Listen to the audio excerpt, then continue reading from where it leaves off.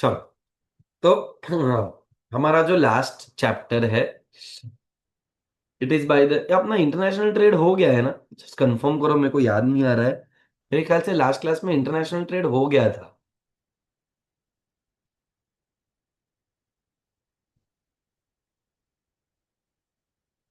बराबर। सो अब अपना जो चैप्टर है या टॉपिक है डिस्कशन का, वो है by the name of money market and capital market in our country. So India के अंदर मनी मार्केट और कैपिटल मार्केट का क्या रिक्वायरमेंट है? चलो, सबसे पहला मेरे को बताओ, क्या इंडिया के अंदर लोगों का इनकम जनरेट होता है? Do people in the country earn income, yes और no?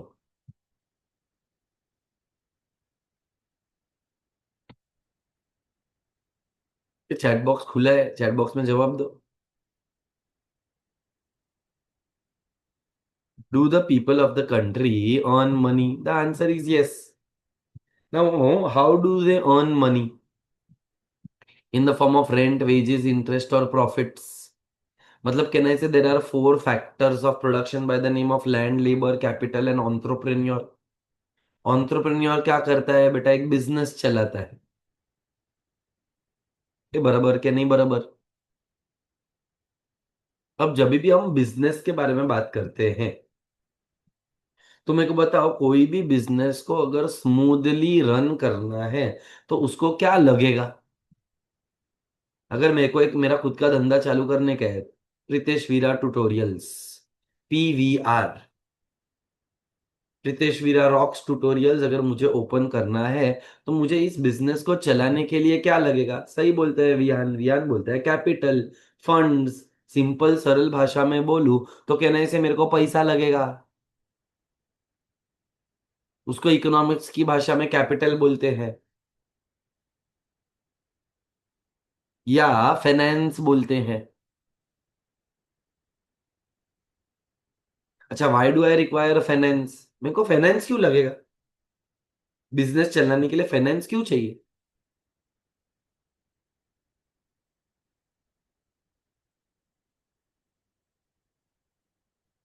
To buy resources and assets. अच्छा, बस यही है? इतना ही? मेरे को सैलरीज पे करना पड़ेगा, मेरे को रेंट पे करना पड़ेगा, मेरे को रिसर्च एंड डेवलपमेंट करना है, उसके लिए मेरे को खर्चा करना पड़ेगा। तो कहना है, बिजनेस अगर चला रहा हूँ, एक एंटरप्रेन्योर हूँ, तो इनोवेट करना पड़ेगा। मुझे बहुत सारे एक्सपेंसेस लगेंगे और उस एक्सपेंसेस को फाइनेंस करने के लिए मुझे लगेगा फाइनेंस। अब कहना है से ये जो भी खर्चा मैं कर रहा हूँ, उसको रीपे करने के लिए मेरे पास दो तरीके हैं। एक, मैं रेवेन्यू कमाऊं। जो मैं बिजनेस कर रहा हूं उसमें या तो गुड्स या तो सर्विसेज सेल कर रहा हूं, वो गुड्स एंड सर्विसेज सेल करने से मुझे पैसा मिलेगा। ये बराबर के नहीं बराबर?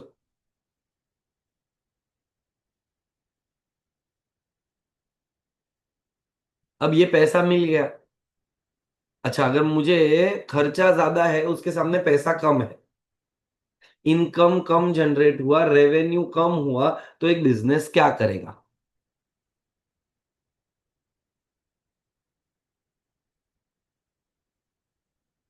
What will the business do if the expenditure is more than the income received?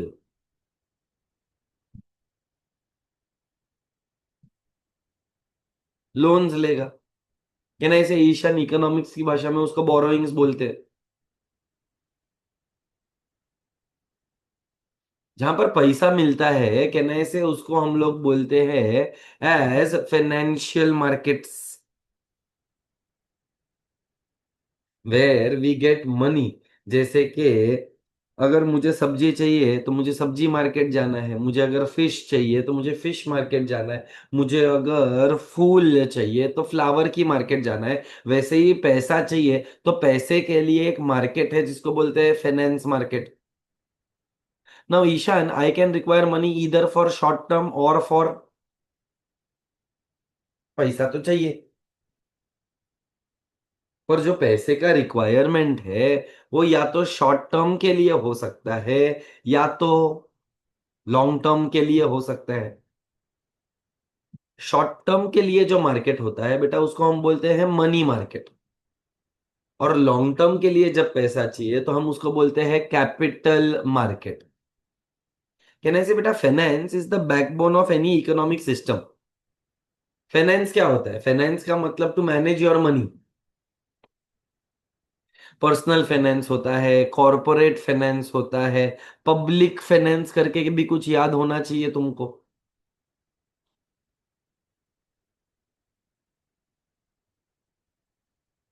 कहना से ये जो मार्केट है उसको चलाने के लिए एक सिस्टम लगता है, उसको हम बोलते हैं फाइनेंशियल सिस्टम।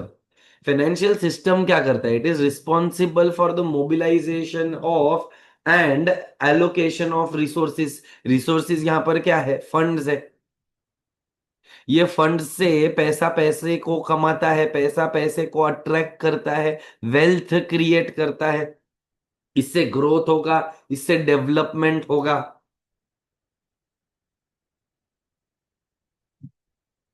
ये बराबर के नहीं बराबर? तो फाइनेंशियल सिस्टम के what are the four pillars? The four pillars of financial system is a financial market, financial institute, financial instruments and what are the financial services.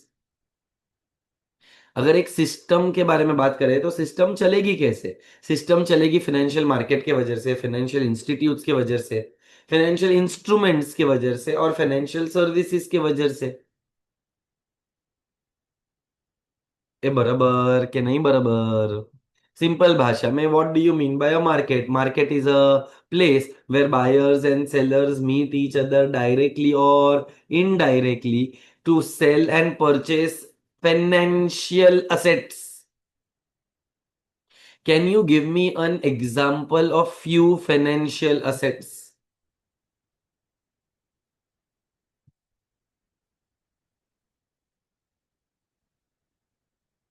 What are financial assets? Sir stocks bonds.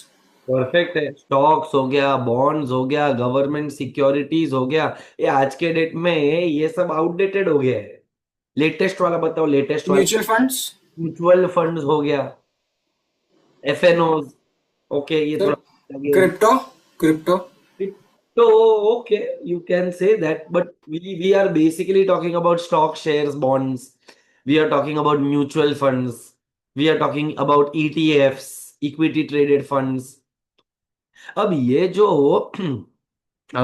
Stock shares bonds, ये जितने भी चीजें हैं, can I say they are provided to us via banks, via non banking financial institutions, brokers, mutual funds और discounting houses. अभी financial market मैंने पहले ही बोला दो टाइप का होता है, बताओ कौन सा दो टाइप का होता है? Financial market is divided into two types, one is called as money market and the other is called as which market? Capital market. Money market is for short term capital के long term capital?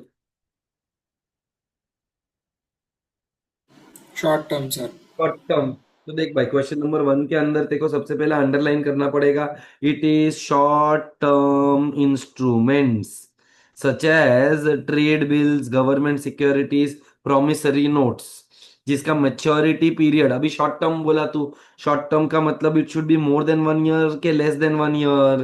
Less than 1 year. Obviously less than 1 year. फिर money market किधर located है? उसके चार centres है, मुंबई, तीन centres है, Mumbai, Delhi and Kolkata. However Mumbai is the only active centre with money flow in from all the parts of the country. अब money market के अंदर दो सेगमेंट्स है, एक ऑर्गेनाइज्ड है, एक अनऑर्गेनाइज्ड है। Do you understand the difference between what is organised and unorganised? Yes sir. बता फिर, व्हाट इज? सर ऑर्गेनाइज्ड हुआ कि those which are regulated and those which are authorised by the authorities. तो और money market का authority में generally कौन आएगा? Reserve bank of India. Yes. तो कहना इसे, is money lender a part of organised market के अनऑर्गेनाइज्ड मार्केट? Unorganised market. जमींदार, पहले के जमाने में ऐसा होते थे ना, जमींदार। ऑर्गेनाइज्ड के unorganised? Unorganized. They are also unorganized. What about a commercial bank? जैसे कि HDFC bank, They are all organized. Organise, ICICI, Organized. ICICI रे, organized. So there are two markets. Money market is further divided into organized and unorganized. Organized के अंदर reserve bank of India, cooperative banks, something which is backed by the government, something which is regulated by the government is called as an organized market. Whereas unorganized market can include indigenous bankers, money lenders, unregulated non-banking financial intermediaries. So as you can clearly see, unorganized के अंदर एक word आया unregulated.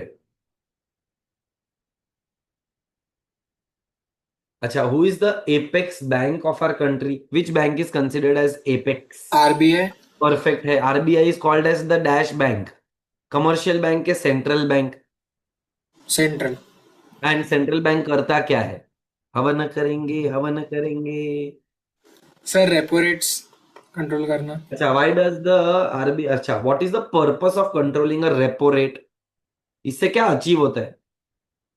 Sir, inflation control कर सकते हैं. Perfect. So Viaan is correct and तेरा नाम क्या है? Aarush is also correct. Inflation, inflation में प्रॉब्लम क्या होता है? What is the problem that we face in inflation? Sir, prices बहुत ज्यादा ही हाई हो जाते हैं कभी. प्राइसेस ज्यादा क्यों होते हैं? एब्सोल्युटली डिमांड, एग्रीगेट डिमांड बढ़ता है, लोगों के पास पैसा ज्यादा होता है अभी. करेक्ट. तो कहने से मनी का सप्लाई ज्यादा है, तो मनी के सप्लाई को कम करना है. Right, right, yes sir. अगर मनी के सप्लाई को कम करना है तो अपने को क्रेडिट कंट्रोल करना है. सो can I say a central bank is that bank which is responsible for controlling credit.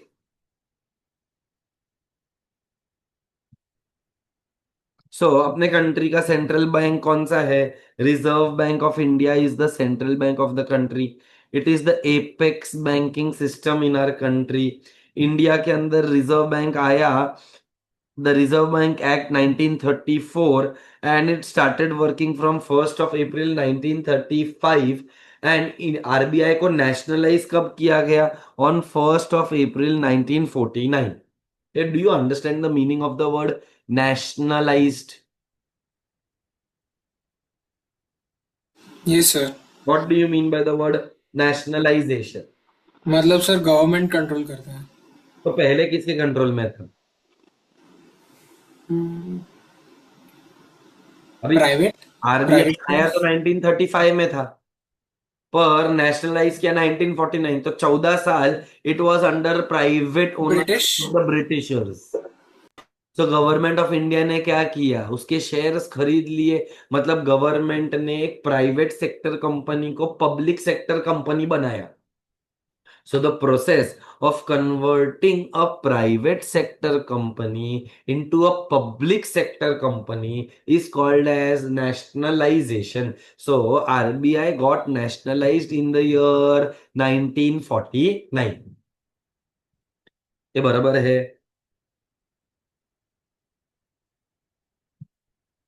Yes. दो टर्म्स है, एक नेशनलाइजेशन, एक प्राइवेटाइजेशन. नेशनलाइजेशन का उल्टा प्राइवेटाइजेशन, प्राइवेटाइजेशन का उल्टा नेशनलाइजेशन. ये are we all clear? Yes sir. तो अब what is the role of the central bank? तुम लोग ने एक ऑर्गेनाइजेशन ऑफ कॉमर्स, ओसी पढ़ा है? ओसी के अंदर तुम लोग ने आरबीआई का फंक्शंस पढ़ा होगा. तो सबसे पहला काम क्या है हाँ सर. आरबीआई का? It is to issue currency notes. Note छापने का काम किसका है? सेंट्रल बैंक का है. अच्छा, जितना मर्जी में आया उतना नोट छाप सकता है? नहीं सर. तो क्या रखना पड़ता है नोट छापने के लिए? लिमिट. बैकअप रखना पड़ता है, लिमिट नहीं. There is a backup of 200 crore. इसको बोलते हैं मिनिमम फिड्यूशियरी सिस्टम. 200 करोड़ रुपए का कम से कम बैकअप होना चाहिए, जिसमें से 115 crore should be in gold and the remaining 85 crore should be in foreign currency and government securities. So अपने कंट्री गोल्ड रिजर्व्स भी रहता है ना, ये आदित्य गोल्ड रिजर्व्स का ही बात कर रहा हूं। सो 200 करोड़ रुपए का बैकअप रखो, 200 करोड़ का बैकअप से आप नोट्स इशू कर सकते हो, कम से कम 200 करोड़ होना चाहिए। We can keep more reserves also. उस 200 करोड़ का ब्रेकअप क्या है? 115 crore should be in gold and the remaining 85 crore in the form of government securities. Why is this kept? ये मेरा आवाज ब्रेक हो रहा है ऐसा बोल रहे हैं? हाँ सर, ब्रेक हो रहा था, समझा नहीं सर ये आपने क्या। पता था। मेरे एंड से नेटवर्क इशू है, तो 2 मिनट वेट करते हैं। मे भी बारिश बहुत बहुत ज्यादा हैवी है। सर अभी थोड़ा नहीं हो रहा, पहले हो रहा था बहुत। Okay, I will repeat, don't worry.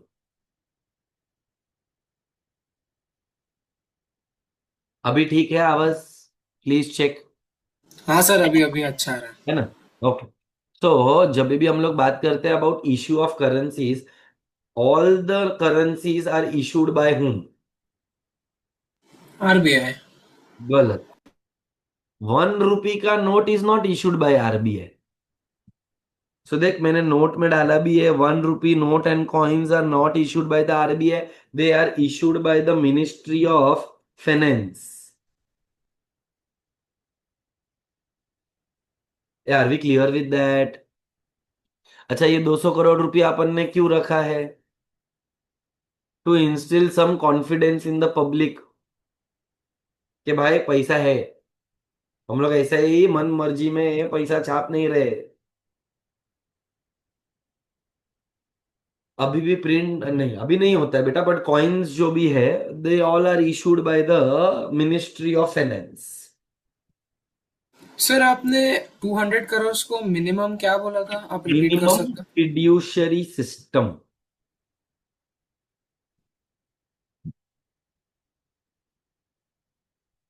हाँ क्या भैया, नहीं हो तो मेरे को भी नहीं मालूम।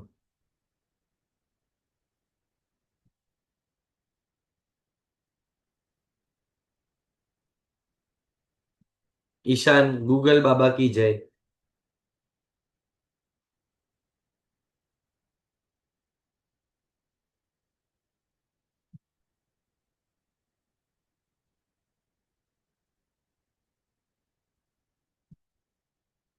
चल, सेकेंड पॉइंट क्या आया बेटा? RBI is the banker to the government, it is banker to the bank. Government का बैंक आरबीआई, बैंक्स का भी बैंक आरबीआई। सो आरबीआई क्या करता है? आरबीआई के फंक्शंस क्या है? नोट छापना। आरबीआई का काम है कि गवर्नमेंट का बैंक बनना। आरबीआई का काम है बैंकर्स बैंक बनना। When you talk about banker to the government, can I say it accepts behalf on the basis of the government? Accepts money on the basis of the government. It makes payments on yes the sir. basis of the government. It engages into public debt. It gives advices to the government. वैसे ही bankers bank है। Then can I say RBI is the custodian of foreign exchange reserves? मेरे को इसका मतलब नहीं समझा। What do you mean by the custodian of foreign exchange reserves? Sir it means that it keeps the foreign exchange reserves with correct. Itself. Can I say it is like a guardian, keeper. Custody of foreign exchange reserves किसके पास है? तो RBI के पास है। बेटा सबसे important point, controller of credit. अगर economy के अंदर मनी का सप्लाई कम है तो क्या करना चाहिए? रेट्स कम करने चाहिए, इंटरेस्ट रेट्स। मनी का सप्लाई कम है तो इंटरेस्ट रेट कम करने से मनी का सप्लाई बढ़ेगा ना सर। बढ़ जाएगा। और अगर इकोनॉमी के अंदर मनी का सप्लाई ज्यादा है तो रेट्स, बढ़ाने पड़ेंगे। तो मनी का सप्लाई। कम हो जाएगा। मतलब कहना है इसे, RBI is the controller of the credit. पैसे को, क्रेडिट को कंट्रोल करने के लिए कुछ मेथड्स यूज करता है, जैसे कि bank rate, open market operations, CRR and SLR, repos and reverse repos. तो ये बहुत सारी क्वांटिटेटिव एंड क्वालिटेटिव चीजें हैं जिससे आरबीआई क्रेडिट को कंट्रोल करता है। This we are going to study more in detail when we do CAFC. So controller of credit के अंदर देर आर टू टेक्निक्स, या तो क्वांटिटेटिव या तो क्वालिटेटिव. क्वांटिटेटिव मतलब it will affect the quantity of money supply, whereas qualitative मतलब it will regulate the use of credit, या the purpose of credit will be regulated. Do you know what is a repo rate, reverse repo rate? क्योंकि दो तीन बार आज के lecture में इसका conversation हुआ है. सो what is repo, what is reverse repo?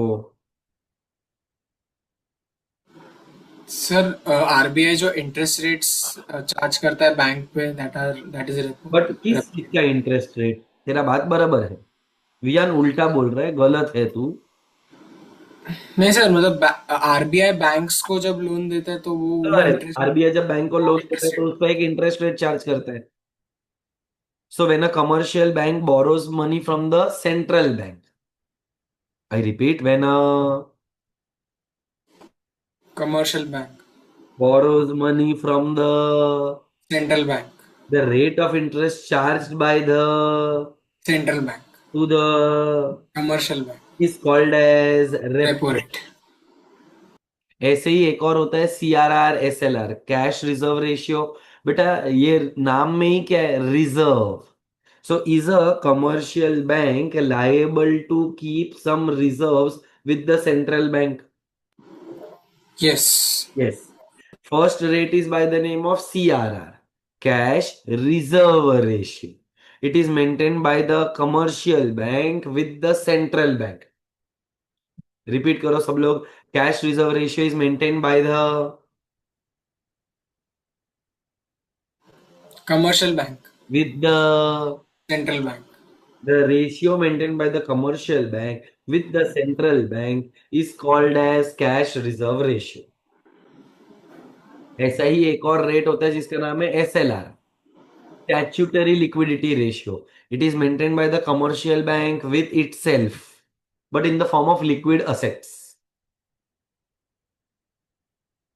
ये बराबर है. सर जनरली लिक्विड एसेट्स में क्या इंक्लूड होता है apart from cash? Securities, treasury bills, gold, any kind of a liquid asset. Yes, Vian. So Vian, repo rate is the highest. Reverse repo rate तो वो rate होता है जो अपने को सेंट्रल बैंक प्रोवाइड करता है. सो आई बिलीव तेरा सा थोड़ा, तूने रिवर्स रेपो, तूने क्या बोला था मेरे को याद नहीं है. आई थिंक तूने बोला था reverse repo rate is the highest.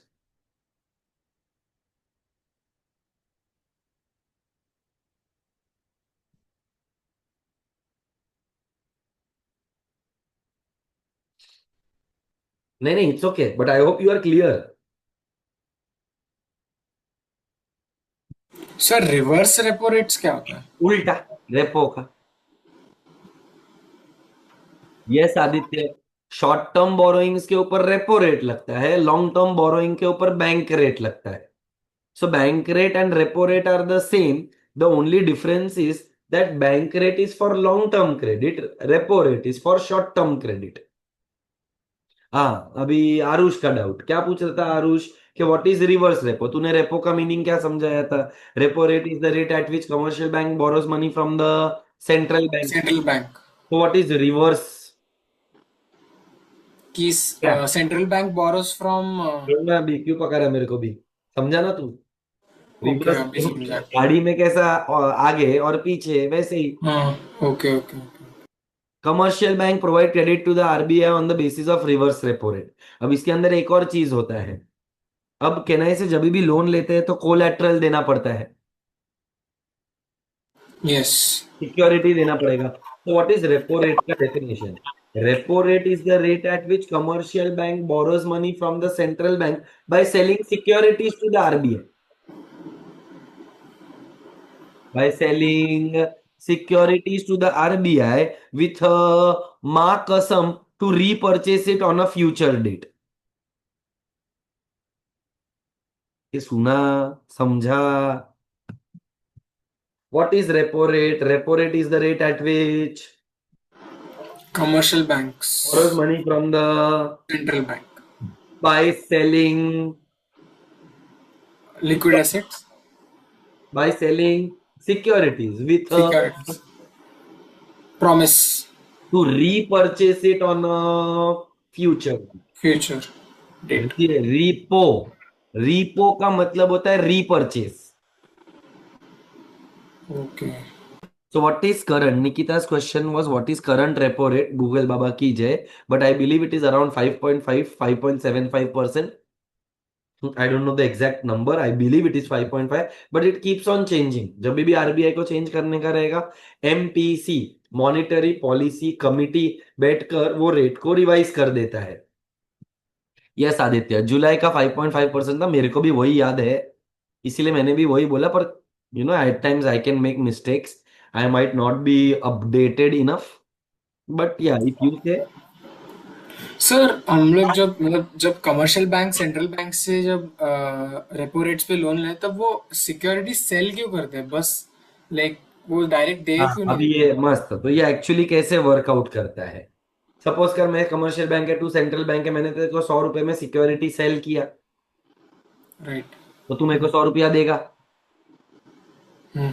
With माँ कसम that I will repurchase it on a future date. Right. मैं तेरे से खरीदेगा 106 रुपए में, तो रेपो रेट कितना हो गया, 6% हो गया. मैंने ओके. सेल किया 100 रुपए में, पर तेरे से खरीदा 106 रुपए में, 6 रुपये. तो तेरे को कितना रुपया मिला, 6 रुपया, 6 रुपया, 6. 6%. ओके. निकिता, ये सब जीके के रिलेटेड क्वेश्चन है, आप गूगल कर सकते हैं. मेरा पर्सनल गूगल आदित्य केनी बना हुआ है. Thank you Aditya. Answer is 3.25%. Why is the difference between repo and reverse repo rate? मैं अगर तेरे को बैंक होकर पैसा दे रहा हूं, और अगर मैं तेरे से पैसा ले रहा हूं, तो क्या ये दोनों एक्टिविटी सेम है?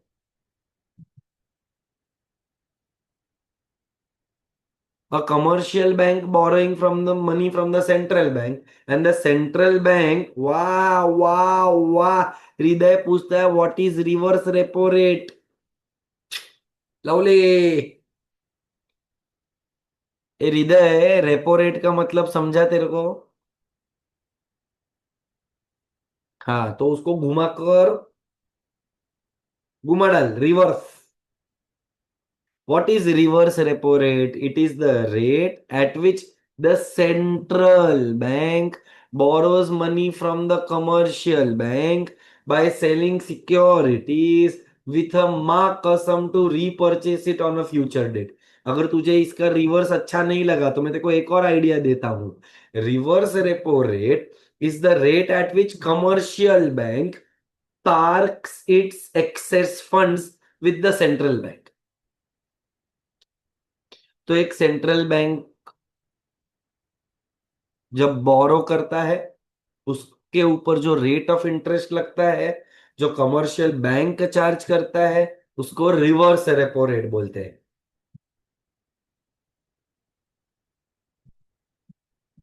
ऑफ कोर्स होएगा ना आदित्य. अगर रेपो रिवर्स रेपो रेट बढ़ेगा तो उसका इंपैक्ट मार्केट पूरे इकोनॉमी पे आता है. क्योंकि अगर रेपो रेट बढ़ गया, इसका मतलब लोन्स महंगा हो गया. लोन्स महंगा हो जाएगा तो फाइनेंस का कॉस्ट बढ़ जाएगा. फाइनेंस का कॉस्ट बढ़ेगा तो कंपनीज के लिए लोन एक्सपेंसिव हो जाएगा. लोन्स एक्सपेंसिव हो जाएगा तो या तो लोन कम लेंगे, या तो जो एग्जिस्टिंग लोन है उसके ऊपर उनको इंटरेस्ट ज्यादा पे करना पड़ेगा, which will reduce there profits, reduce there borrowings, which will have an impact on their output, which will have an impact on their profits. Yes, हृदय बोल सकता है तू. Absolutely correct.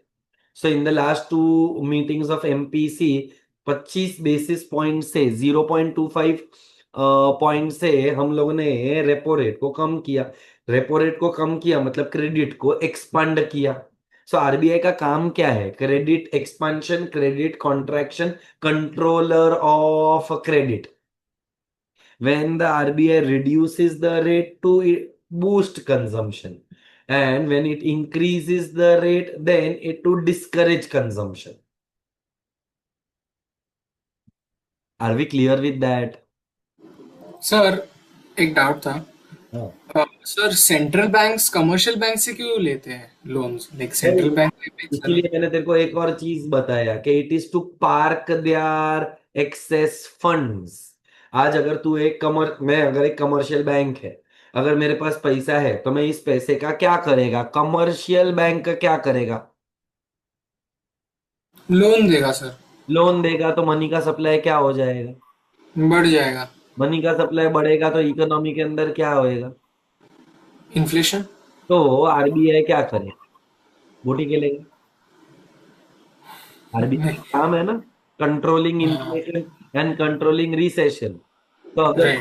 कमर्शियल बैंक के पास पैसा ज्यादा है, तो how you tell the commercial bank कि भाई तू इन्फ्लेशन क्रिएट मत कर, by yourself borrowing the money.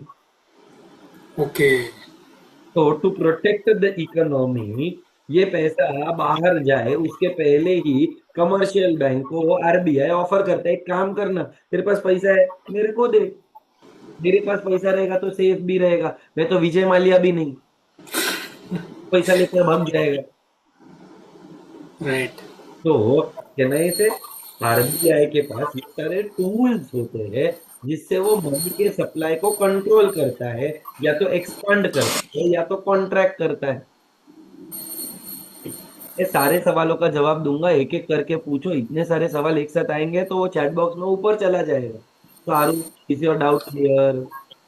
Sir but वो जो रिवर्स रेपो रहता है वो तो इंटरेस्ट रेट उसका कम रहता है ना, बट जो बैंक जब कमर्शियल बैंक लोन देते हैं आउटसाइडर्स को तो। जगह पर थोड़ी ना नुकसान करके बैठेगा।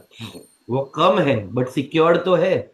दो पॉसिबिलिटी, रिस्क कम है तो तेरे को रिटर्न्स भी कम मिलेगा।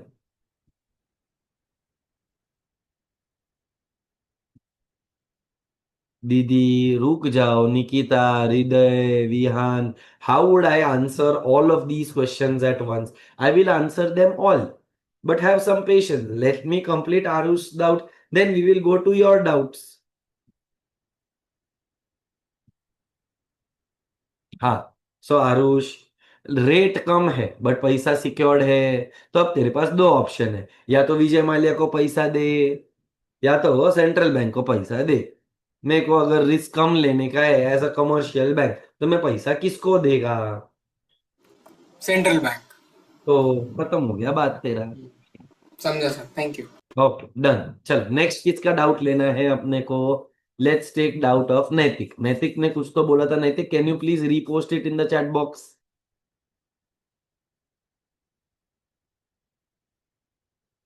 But sir, in inflation is very high and rates कम कर दिए।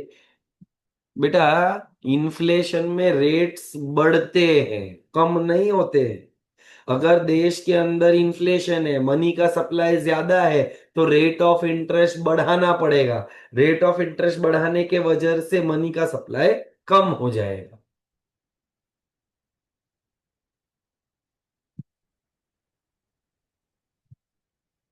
सो Naitik, is your doubt cleared now?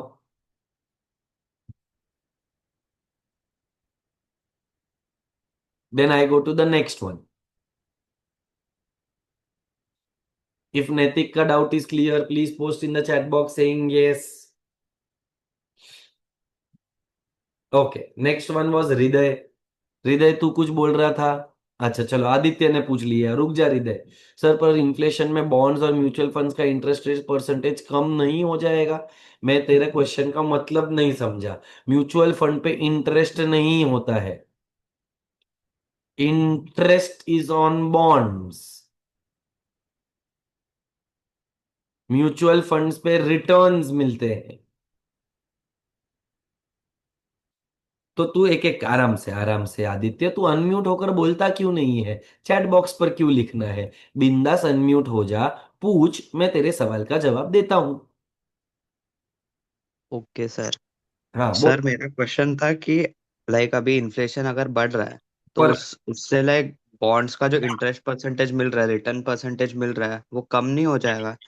नहीं, गवर्नमेंट वो टाइम पर जब रेट ऑफ इंटरेस्ट बढ़ाता है तो नए बॉन्ड्स इशू करता है। So for example existing rate 8% है, अब इन्फ्लेशन है, तो गवर्नमेंट इन्फ्लेशन के टाइम पे इंटरेस्ट का रेट क्या कर देगा, बढ़ा देगा, 8.25% कर देगा। तो मार्केट में जो बॉन्ड्स बिकने लगेंगे अब 8.25% के बिकेंगे। तो जो नॉर्मल पब्लिक होता है वो क्या देखेगा, वो देखेगा ओ मा गॉड, 8% के जगह पर अब मुझे मिल रहा है 8.25%। तो लोगों के पास जो भी एक्सेस पैसा रहेगा वो बॉन्ड मार्केट में डालेगा, purpose to earn more interest. Okay okay sir, समझ गया। पक्का? Yes sir. तो एक फायदा क्या हुआ, अभी देख तेरे को और आगे का मजा सुनाता हूं। एक फायदा क्या हुआ तेरे को, पहला फायदा ये हुआ कि तेरे को ज्यादा इंटरेस्ट मिला। हाँ सर। दूसरा फायदा क्या होएगा, तेरे को कैपिटल गेन होएगा। बराबर। कब होगा कैपिटल गेन, जब फ्यूचर में रेट ऑफ इंटरेस्ट वापस 8% या उसके नीचे चला जाएगा। समझ गया सर। क्योंकि क्या होगा, सपोज कर मार्केट में 8% का बॉन्ड है अभी और 8.25% का बॉन्ड है, तो कौन से बॉन्ड का वैल्यू ज्यादा, 8% के बॉन्ड का वैल्यू ज्यादा कि 8.25% के बॉन्ड का वैल्यू ज्यादा। 8.25। तो जब मार्केट में फ्यूचर में रेट ऑफ इंटरेस्ट वापस 8% हो जाएगा, तो दो ऑप्शन है लोगों के पास, या तो 8% का बॉन्ड या तो 8.25 का बॉन्ड। तो 8% के बॉन्ड के ऊपर उसको ज्यादा पैसा मिलेगा कि 8.25% के बॉन्ड पे ज्यादा वैल्यू मिलेगा। 8.25। तो जब तू सेल करेगा, तेरे पास कौन सा बॉन्ड्स है, 8.25, मार्केट में चल कौन सा रहा है 8%, तो तेरे को कैपिटल गेन मिलेगा। हाँ सर, बराबर। Okay Aditya, yes.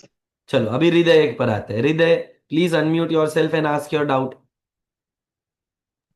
Sir doubt नहीं था, मैं नैतिक का डाउट आंसर कर रहा था। All right, no problem. So are you clear with that? हाँ हाँ sir. Do you want me to read what you have return? नहीं सर, चलेगा, आप आपकी मर्जी।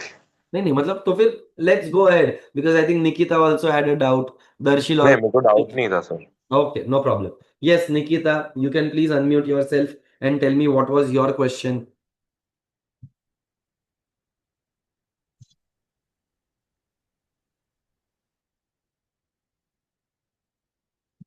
निकिता, तू है के नहीं?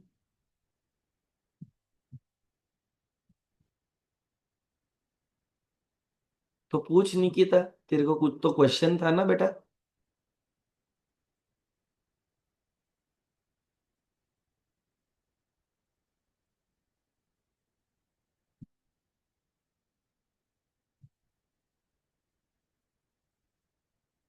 Nikita left the chat.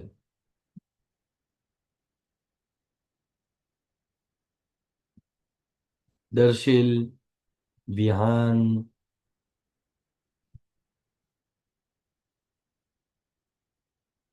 आगे बढ़ूं?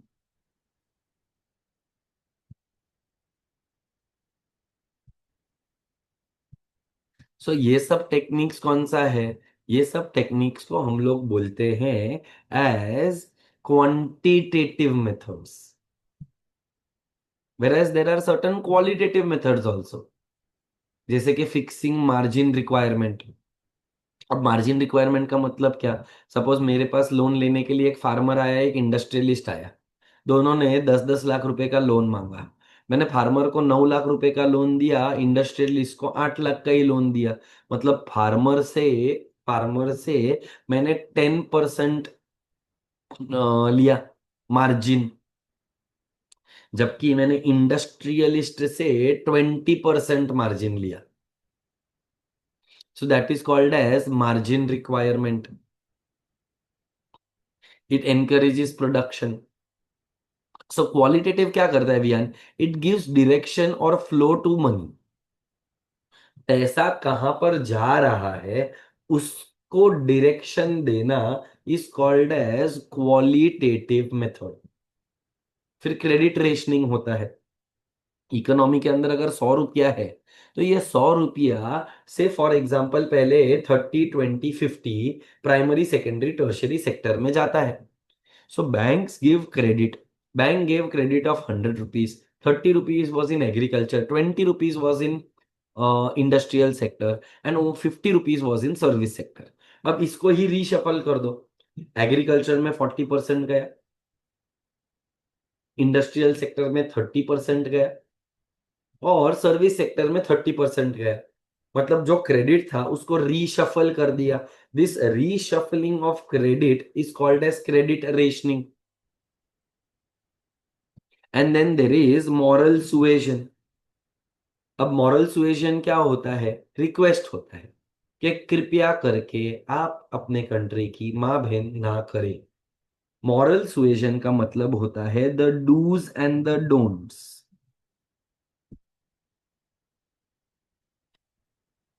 सो सेंट्रल बैंक क्या करती है? डूज एंड डोंट्स को शेयर करती है with the commercial banks. So beta, very, very important. Can I say there are two methods? One is called as quantitative, the other is called as qualitative.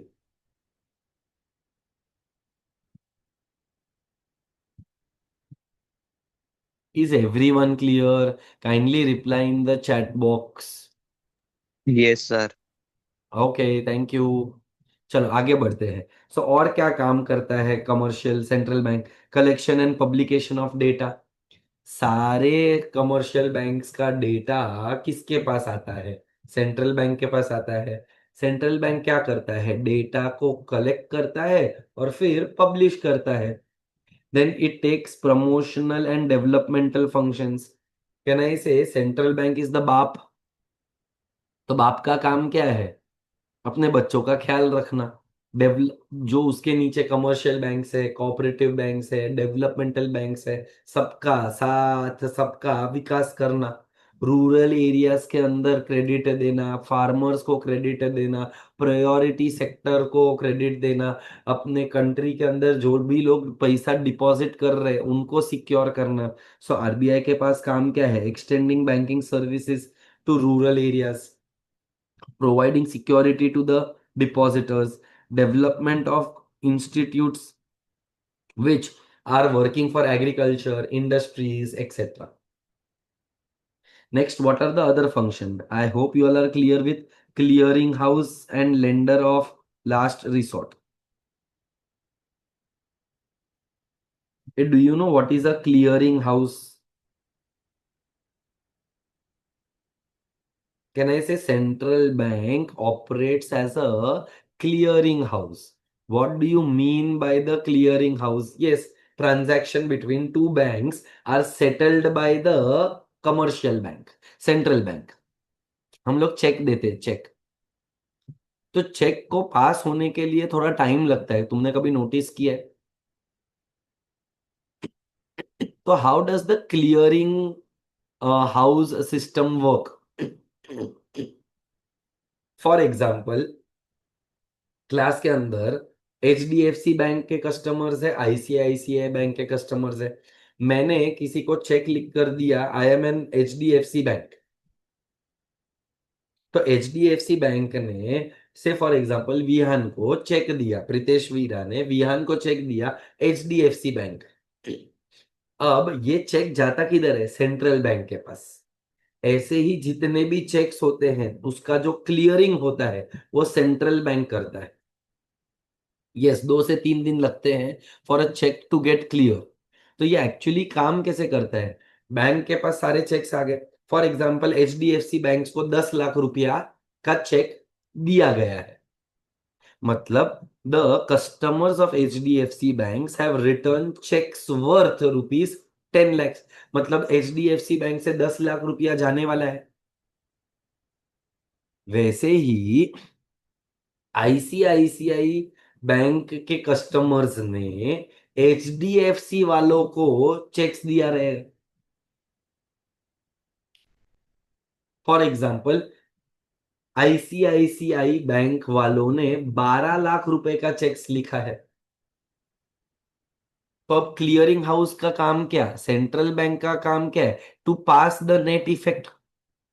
अब ये सारे cheques गए RBI के पास। RBI देखेगा HDFC bank को 10 लाख रुपया भरने का है, एचडीएफसी बैंक को 12 लाख रुपया आने वाला है, तो वो आईसीआईसीआई बैंक को बोलेगा एचडीएफसी बैंक को 2 लाख रुपया दे दे। Clearing house.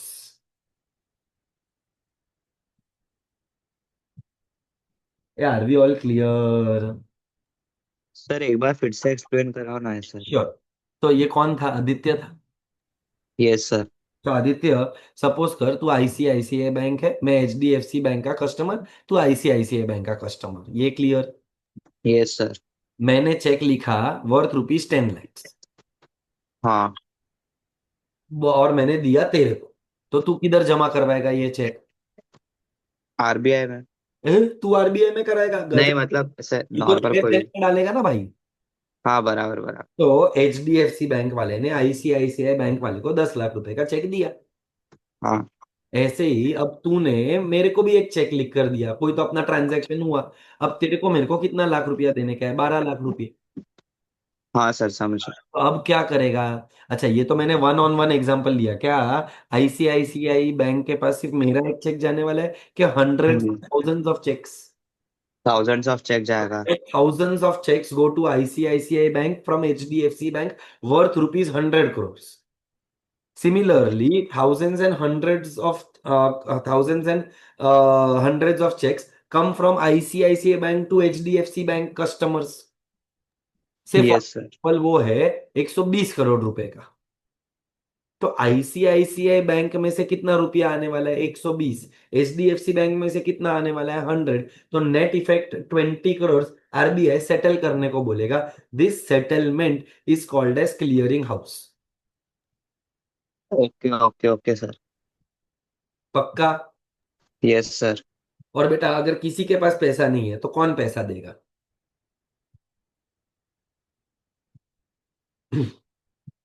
इकोनॉमी के अंदर पैसा किसी के पास नहीं है तो पैसा कौन देगा? Central bank. नए छापेंगे। अरे अरे अरे अरे। बेटा, कहना से सेंट्रल बैंक नया छापेगा, तेरा बात बराबर है ईशान, बट कहना से that is why it is called as lender of last resort. जब दुनिया में कोई उम्मीद नहीं बचेगी तो सेंट्रल बैंक है, सेंट्रल बैंक नया छापेगा, कहीं से बोरो करेगा, तुमको ला कर देगा। So central bank is considered as the lender of last resort. Are we all clear?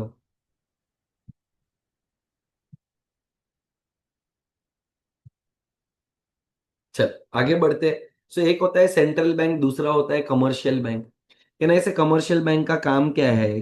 Commercial bank accepts deposits for the purpose of lending. So कहना है ऐसे accepting deposits and lending money. A bank is a financial intermediary, a dealer in loan and debts। ये definition याद करना पड़ेगा। अब commercial bank के काम क्या है बेटा? Accepting deposits. डिपॉजिट्स दो टाइप के होते हैं, demand deposits and time deposits. Demand deposit वो होते हैं जो आप जब मर्जी में आएगा तब विड्रॉ कर सकते हो, जबकि टाइम डिपॉजिट्स वो होते हैं जब आप विड्रॉवल्स नहीं कर सकते हो up to a certain period of time. So demand deposits दो टाइप का है, CASA current account and savings account. whereas time deposits are of two types, that is recurring deposit and fixed deposit।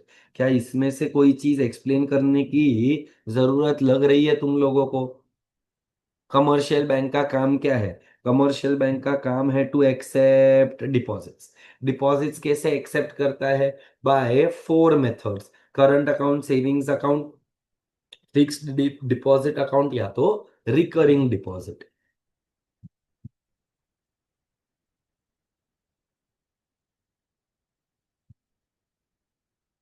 Are we all clear?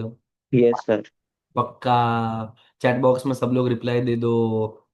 देख, मेरे को detail में बात करना रहेगा तो मैं और कर सकता है, बट आई बिलीव ये सब आपने ओसी के अंदर ऑलरेडी पढ़ा हुआ है, तो मेरे को इस पर अपना ज्यादा टाइम वेस्ट करना नहीं है। Then providing loans and advances. Is loans and advances the same?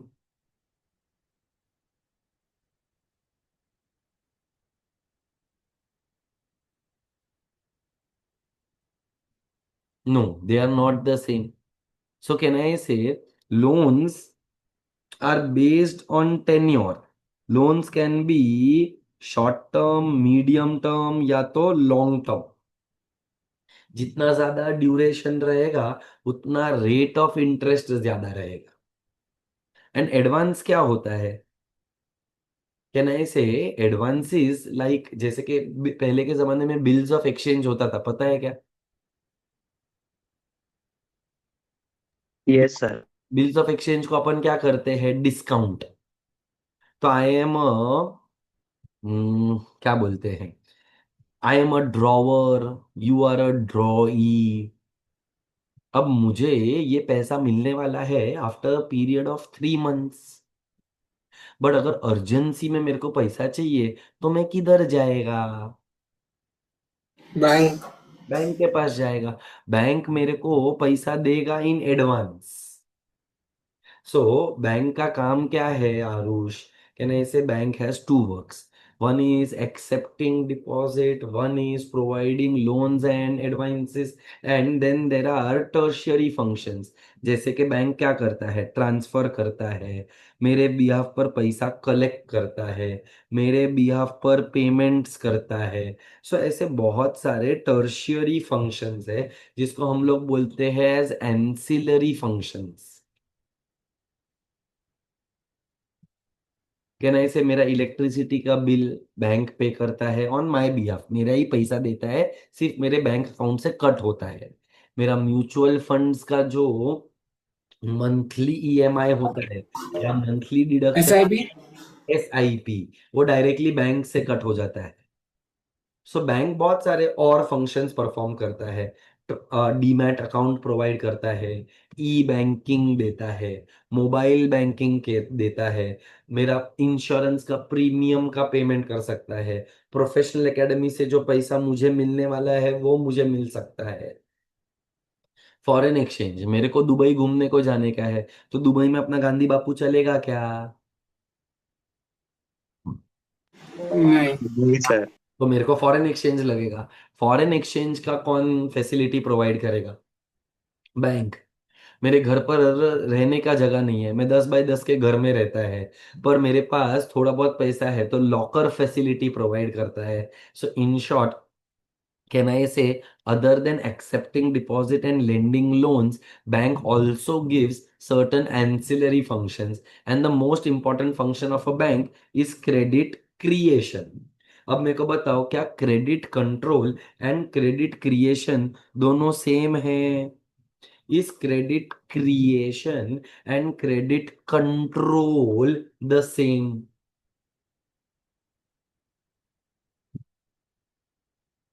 No. What is the difference between credit creation and credit control? Sir credit creation मतलब वो खुद से पैसे लोगों को देता है, खुद क्रेडिट क्रिएट मतलब करता कहने से मनी का सप्लाई बढ़ता है बिकॉज ऑफ क्रेडिट क्रिएशन. मोर है। The yes. Credit created, more will be the money supply. Less the money created, laser will be the money supply. Yes sir. Yes sir. तो अब इस क्रेडिट कंट्रोल करने का काम किसका है? आरबीआई का. आरबीआई। क्रेडिट क्रिएट करने का काम किसका है? Central bank. Are we clear? Yes sir. So don't forget a very very important point is by the name of credit creation. तो बैंक्स के पास जब पैसा जाता है तो बैंक्स क्या करती है? बैंक्स क्रेडिट को क्रिएट करती है. तो अगर मैं तेको बोलूं, सपोज अगर एक बैंक के पास 10,000 रुपीज का इनिशियल डिपॉजिट आया, तो ये 10,000 rupees can become 1 lakh rupees.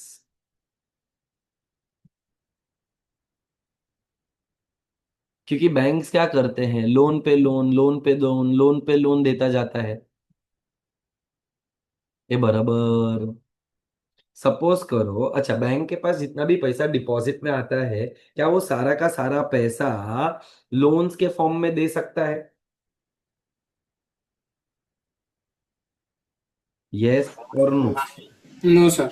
No. तो अपने पास डिपॉजिट कितना आया Aarush? 10,000। Yes sir.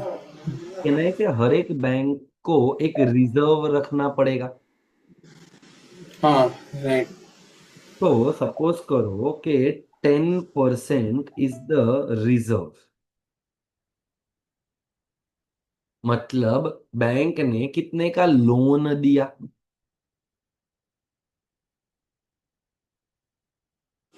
9,000। 9,000। Can I say every deposit becomes a loan? No. No. Of course अगर पैसा डिपॉजिट हुआ है तो मैं उसको मेरे पास थोड़ी रखेगा। एवरी डिपॉजिट, तूने क्या बोला, 10,000 में से कितने का लोन बना? 9,000। 9,000, यस। तो every deposit becomes a loan and every loan becomes a deposit. अभी सपोज कर आरुष, तूने ये 9,000 रुपए का लोन लिया, अब तू ये 9,000 रुपए का क्या करेगा? सर जिस पर्पस के लिए लिया है उसमें यूटिलाइज करूँगा। तो इसका मतलब तू वो स्पेंड करेगा। राइट। अच्छा, बैंक तेरे को ये लोन तेरे लोन अकाउंट में डालेगा। हाँ। मतलब यस। बैंक ने तेरे अकाउंट में पैसा डिपॉजिट करवाया। हाँ। मैंने बैंक में पैसा डिपॉजिट की, तो डिपॉजिट से बना लोन। राइट। तूने लोन लिया, हाँ। तो लोन से बना डिपॉजिट। तो मेरा एक स्टेटमेंट याद रखना, every deposit becomes a loan loan. And every loan becomes a deposit. Deposit. बराबर है? परसेंट रिजर्व तो यूज नहीं हुआ ना। क्या बोल रहे? वो जो डिपॉजिट का 10% जो रिजर्व रखा था वो तो यूज नहीं हो पाया। पर उसके अलावा तो हुआ ना। तो हाँ, उसके उसके अलावा। वजह से क्या हुआ? तेरे इकोनॉमी के अंदर 10,000 इंटू 1/10% करेगा, तो तेरा आंसर आएगा 1 लाख रुपया। तो इकोनॉमी में मैंने डिपॉजिट कितना करवाया था? 10,000। बट बैंक्स ने कितने का क्रिएट किया? 1 लाख रुपीज। इसी कॉन्सेप्ट को बोलते हैं क्रेडिट क्रिएशन। यार भी क्लियर? सर वो 1 लाख का अमाउंट आपने कैसे डिटरमाइन किया, एक बार ये और रहा बता सकते फॉर्मूला तेरा, ए इंटू 1/r। ए का मतलब initial deposit, R is 10%। So A into 1/10 कर, तो तेरे को आंसर मिलेगा। 10% है तो क्या हो जाएगा? 10,000 इंटू 1/10/100। हैं? हम्म। अब इसको कैलकुलेट कर तो कितना रुपया हुआ। और तेको अगर फॉर्मूला से नहीं करने का है तो बनिया बुद्धि वापर। तूने डिपॉजिट कितने का किया? 10,000। 10,000। जॉब्स कितने का रखा? 1,000। तो लोन कितने का गया? 9,000। हाँ। हम्म। अब बैंक बी के पास ये 9,000 रुपया, ये बैंक ए हो गया, ये बैंक बी।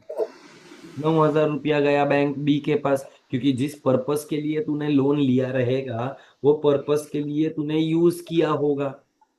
हाँ, बराबर। अब 9,000 का 10% 900, तो लोन कितने का हुआ? 8,100। ये डिपॉजिट, इसको मैं क्या बोलूं? रिजर्व। और ये हो गया लोन्स। लोन। अब सी के पास कितना गया? 8,100। हम्म। इसका 810 रुपया, तो ये 7,290। बी बैंक के पास 7,290 गया, ये 729 हो गया, ये 6,561 हो जाएगा। इस तरीके से ये काम चलता रहेगा। हम्म। इस चार बैंक्स में ही देख कितने का क्रेडिट क्रिएट हो गया है, more than 30,000 rupees. Right, right. Are we बराबर। क्लियर? हाँ, हाँ, समझा Yes, sir. banks have to maintain CRR.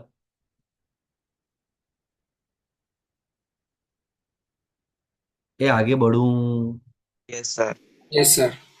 Okay. चल, अभी ये तो एकदम ही सिंपल आंसर। इसके बाद if you want we can take one small break. Organised और अनऑर्गेनाइज्ड मार्केट में क्या क्या आता है वो फटाफट कंप्लीट कर लेते हैं। Write a note about organise sector of Indian money market. तो ऑर्गेनाइज्ड के अंदर कौन आता है? सबसे पहला reserve bank of India. Reserve bank of India कब आया? In the year 1934 on the basis of Hilton Young commission. काम करना कब से शुरू किया? 1 अप्रैल 1935। नेशनलाइज कब हुआ? 1 जनवरी 1949। It is the apex banking system in our country. इसमें किसी को कोई डाउट है? फिर आता है कमर्शियल बैंक। कमर्शियल बैंक्स का मेन मोटिव क्या होता है? The main motive is profit. How does it earn profit? By accepting deposits as well as granting loans and advances is their primary banking function. Commercial bank दो type का हो सकता है, तीन टाइप का हो सकता है, like public sector banks, private sector banks, regional rural banks, या तो फॉरेन बैंक्स।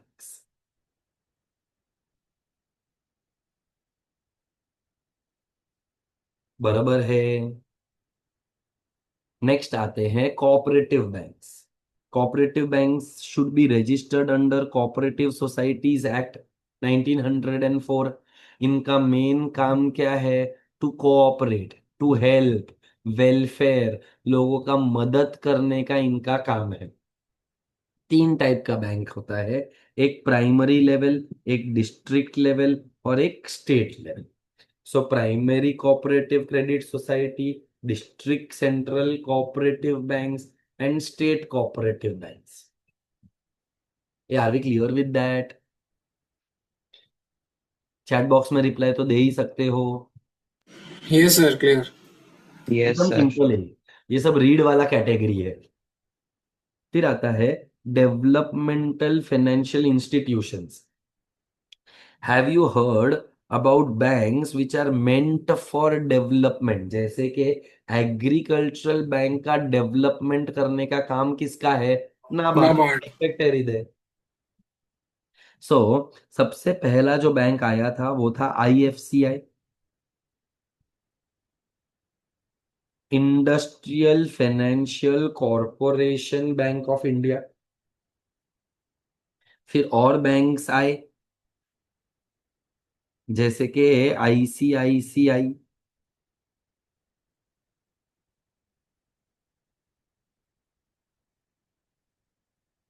फिर discount and finance house of India. Sir sorry to interrupt, but ICICI commercial में नहीं आता। आज के डेट में इट वाज कमर्शियल, बट जब लॉन्च हुआ था तभी it was a developmental bank. तो today the developmental bank is IDBI. हाँ, राइट राइट। तो देख यहाँ पर दिया भी है, ICICI Bank has become a universal bank by a reverse merger with its subsidiary ICICI Bank। तो पहले जब इंट्रोड्यूस हुआ था it was not introduced as a bank. ICICI was different, ICICI bank was different. फिर ICICI bank ने ICICI के साथ merger कर लिया, जिसके वजह से वो बैंक बन गया। समझा सर, समझा। डन। हम्म। पक्का। हाँ। And the last question before we take a break is by the name of what are the components of unorganized market? They are by the name of indigenous bankers, money lenders, and unregulated financial intermediaries. Sir ये unregulated में कौन होता है? तो chit funds होते हैं, निधि companies होती हैं, लोन कंपनीज होती हैं। ये सब आरबीआई के साथ रजिस्टर्ड नहीं होते हैं, इनके पास लाइसेंस नहीं होता है, ये लोग बिना रेगुलेशन के काम करते हैं। ऐसे मार्केट को हम अनरेगुलेटेड मार्केट कहते हैं। यार वी क्लियर विद दैट? तुम लोग को याद है एक पिक्चर था, फिर हेरा फेरी, हेरा फेरी, लक्ष्मी चिट फंड, 21 दिन में पैसा double.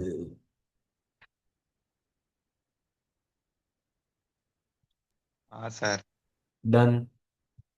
Any questions, any queries, any doubts? Sir discount and finance house of India एक बार वापस बता सकते हैं क्या था? Discount and Finance House of India.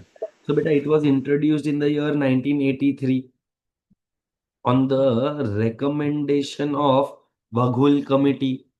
ये काम क्या करता है? तो DFHI is jointly owned by RBI and public sector financial institutions. सो जो discounting of bills of exchange वगैरह होता है वो सब इनके थ्रू होता है. ओके, समझा सर। सो एक बार गो थ्रू करो पूरा. I am giving you 5 minutes. If you have any more doubts, ask me. If not, then we will take a break. I will let you when the break starts. Revise question 1 to question 5. If you have any questions, let me know. I repeat, revise question number 1 to question number 5. If you have any doubts, let me know.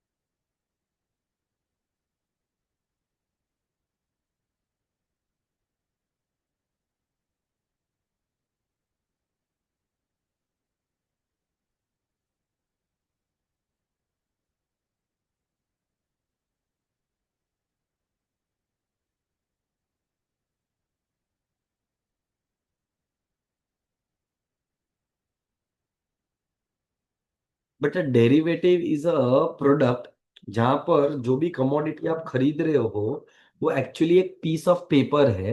But that piece of paper derives its value from some underlying asset. So for example, I am trading in something. मेरे पास एक piece of paper है, उसको मैंने derivative बोला. मैंने उसको खरीदा एट रुपीज 100. पर ये 100 रुपए का वैल्यू किधर से आया? तो उसके नीचे एक अंडरलाइंग असेट होता है, उसको डेरिवेटिव बोलते हैं. फ्यूचर्स एंड ऑप्शंस के अंदर डेरिवेटिव्स होते हैं.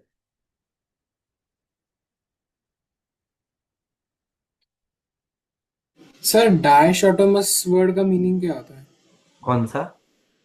है? DICHOTOMOUS। किधर है ये? पेज नंबर 203 पे। सर वो आपने बोला था ना मुंबई दिल्ली कोलकाता में है मनी मार्केट्स। इंडिया इज वो वर्ड बाय नेचर ऐसा। Money market in India is. I'll Google it and I'll let you know the exact meaning.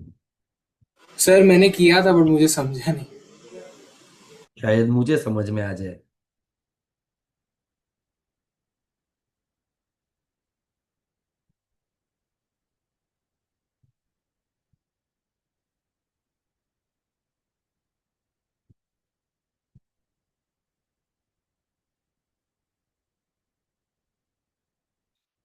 उसके दो ब्रांचेस है. Okay. So branching. The money market in India is divided by nature.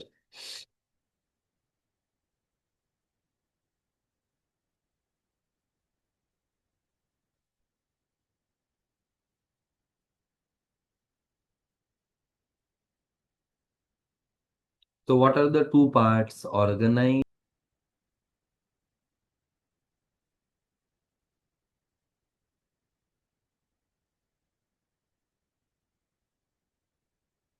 चलो, are we all done?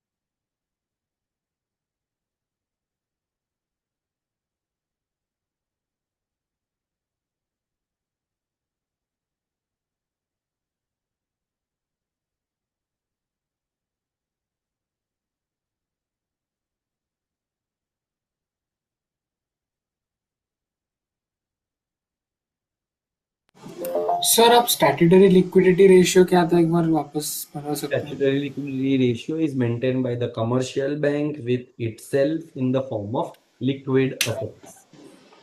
Okay sir.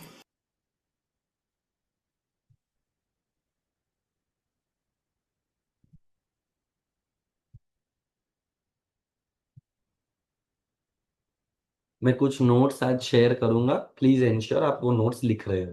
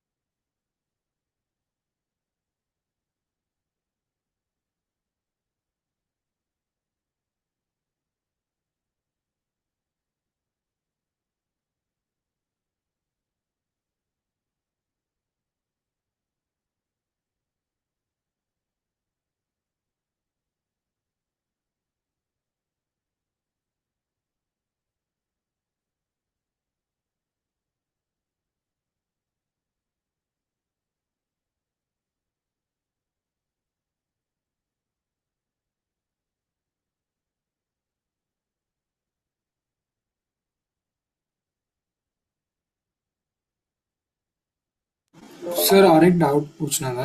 बोलो बेटा। Sir clearing house for settling the accounts between its member banks वो क्या था बता सकते हो प्लीज वापस? HDFC bank, ICICI bank, cheque वाला example, 10 lakh, 12 lakh, net effect 2 lakh. याद आया कुछ? नहीं सर, सर आप रिपीट कर सकते हो please? There are customers of HDFC bank who write a check and give it to their vendors. तो H D F C bank को 10 लाख रुपीस का पेमेंट करना है। हम्म। जबकि ICICI बैंक के कुछ लोग होंगे, जो लोगों ने चेक दिया रहेगा, वो लोगों ने HDFC बैंक में जमा करवाया रहेगा, तो वो 12 लाख रुपए का चेक हुआ। ये सारे चेक जाते किधर है? To the RBI। तो क्या पहले HDFC बैंक 10 लाख देगा, फिर ICICI 12 देगा, के नेट इफेक्ट होता है? तू नहीं था क्या Aarush? I have explain this in detail. Sir actually वो पार्ट के लिए मैं थोड़ा नहीं था। तो सॉरी ऐसा थोड़ी सर। होता है Aarush. That is not my fault. You can not be not available when I am teaching. Your break time is different, so please watch the recorded lecture.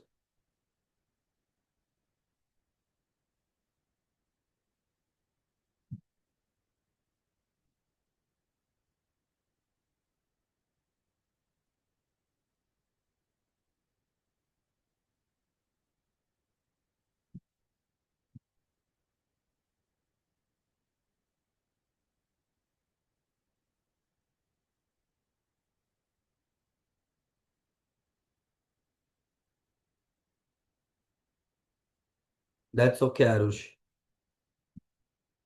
So basically RBI acts like a clearing house. It settles the accounts between banks. सो जो हम check देते हैं, वो check को clear होने के लिए 2 से 3 दिन का टाइम लगता है। क्यों 2 से 3 दिन का टाइम लगता है? क्योंकि सेंट्रल बैंक को चेक्स को क्लियर करने के लिए उतना समय देना पड़ता है। ओके समझा सर, थैंक यू। एक बार रिकॉर्डेड लेक्चर देखना, मैंने उसमें ऑलरेडी 2 बार एक्सप्लेन किया है। तूने मेरे को तीसरी बार पूछा है। But I hope you have understood what I have said. Do you want me to explain it again? नहीं सर, समझा समझा। पक्का ना?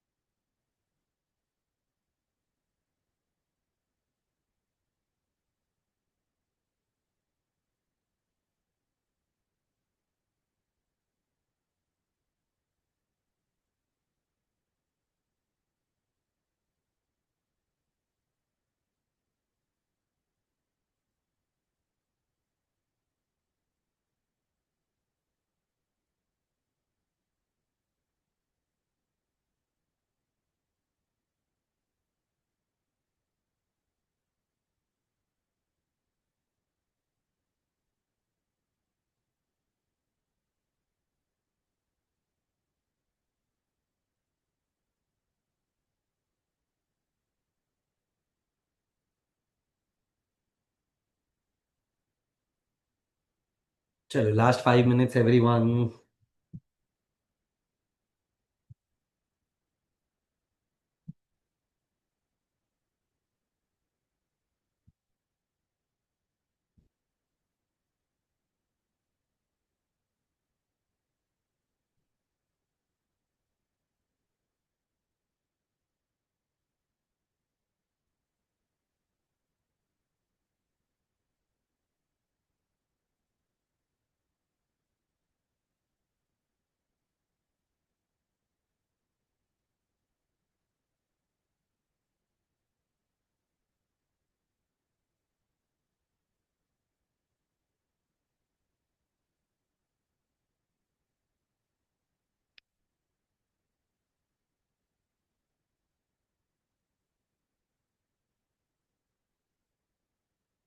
So let's take a break.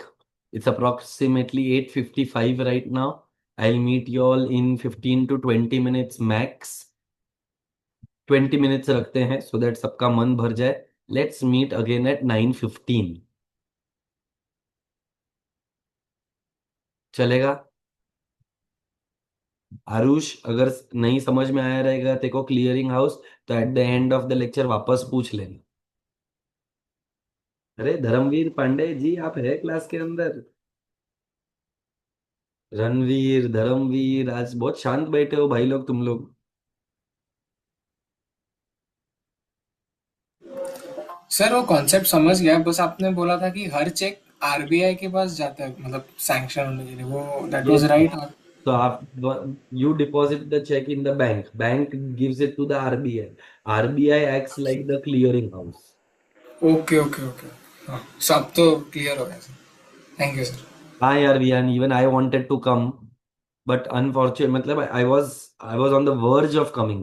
I had called service sir and told him कि मैं आने वाला हूँ, but then something came up and I could not avoid that, so could not come. So sorry for not being able to join for the trip, and thank you so much for missing me, means a lot.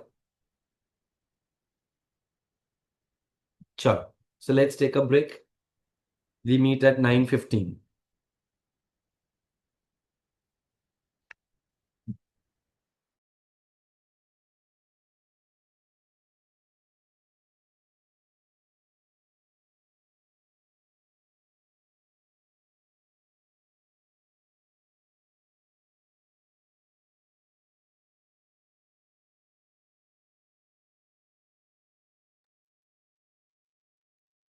Sure.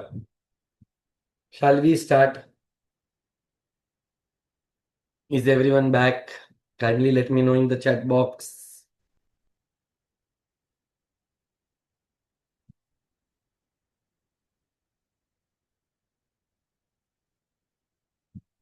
चल बढ़िया.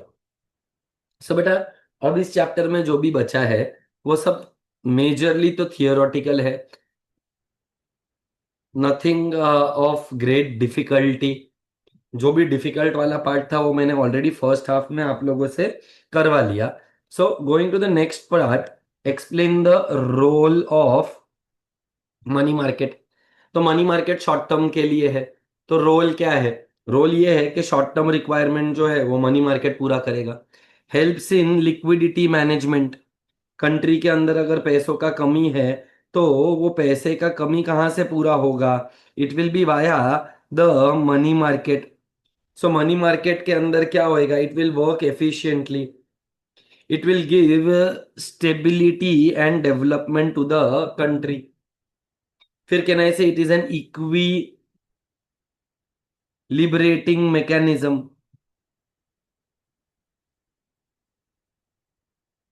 Resources are allocated and mobilised into investment channel. तो जो पैसा हम save करते हैं वो invest हो जाता है. Economy economises the use of cash.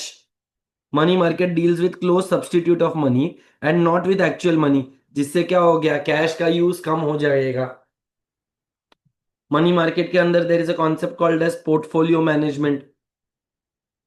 Risk and return preferences के बेसिस पर हम फाइनेंशियल असेट्स खरीदेंगे जिससे अपना रिस्क मिनिमम हो जाए और रिटर्न मैक्सिमम हो जाए.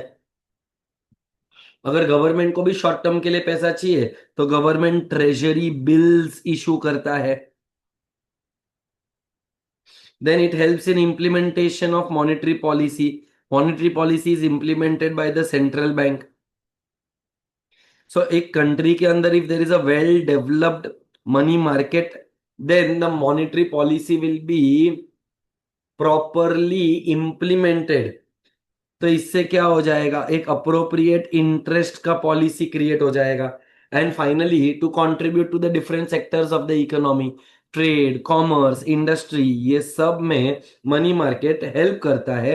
जिसको भी शॉर्ट टर्म के लिए फंड्स चाहिए उसके लिए. It also provides working capital. बेटा कौन सा capital? Working capital for agriculture and small industries. So very simple. What is the role of money market? What are the problems of money market? What is the role of capital market? What is the problem of capital market? What are the reforms in money market? What are the reforms in capital market?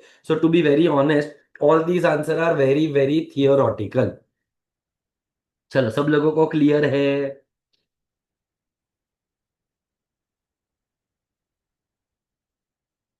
जो लोग Thums up दे रहे हैं उसके साथ अगर किसी ने chat box में भी रिप्लाई दिया, okay Naitik Hriday, clear sir.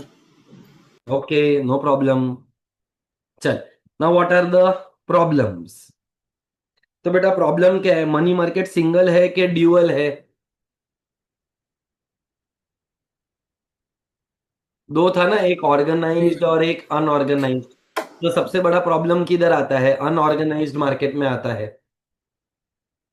फिर there can be a technological upgradation which is taking a delay.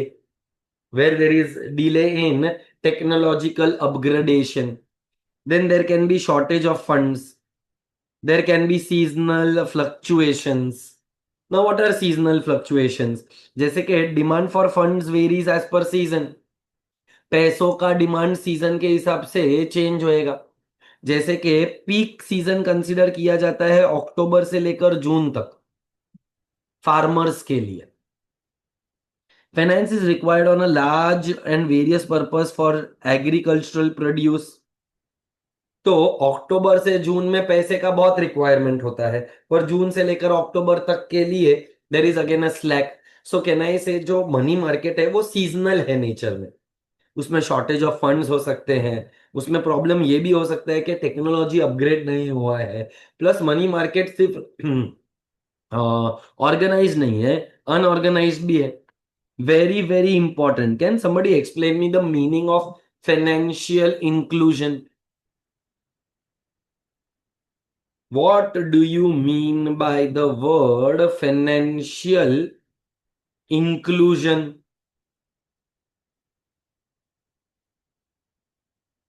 Everybody should have access to banking facilities. So we and why only loan?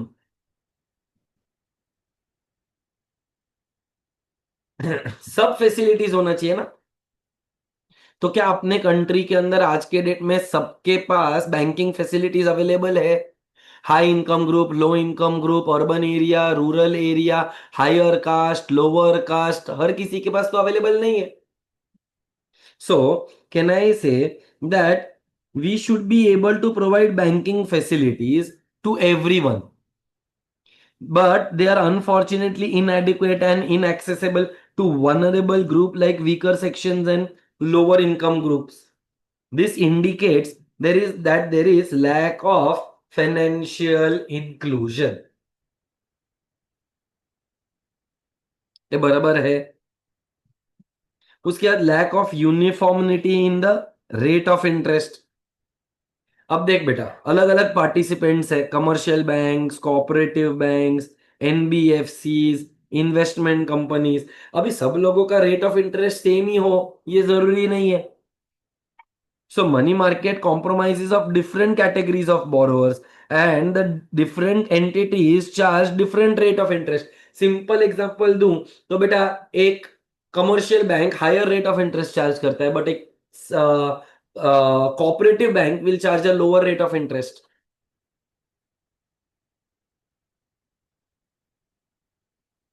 ये बराबर है. Yes, NBFCs, non banking financial corporation.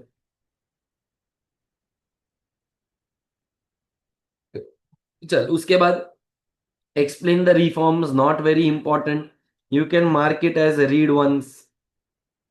हम नए instruments लेकर आए हैं money market के अंदर। So new instruments like commercial papers, certificate of deposits, money market mutual funds,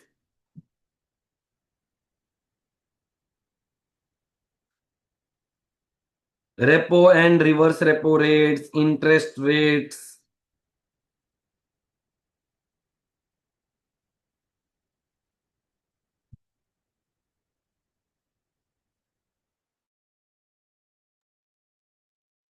perfect.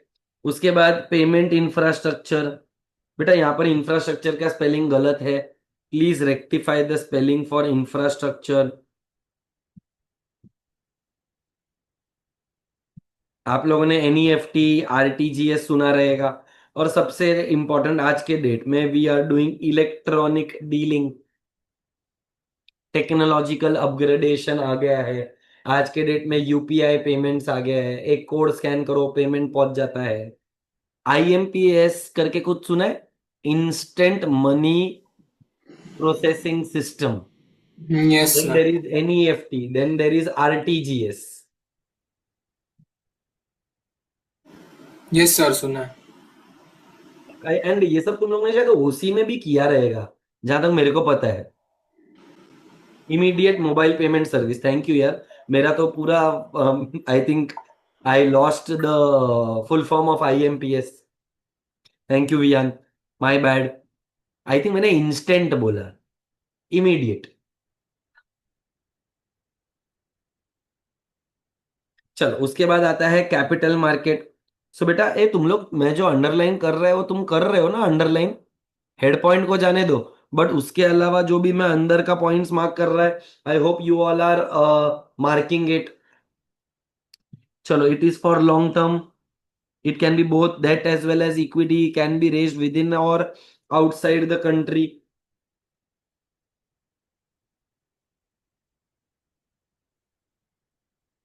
This is fulfilled by individual savers, corporate saving banks, insurance companies, institutions।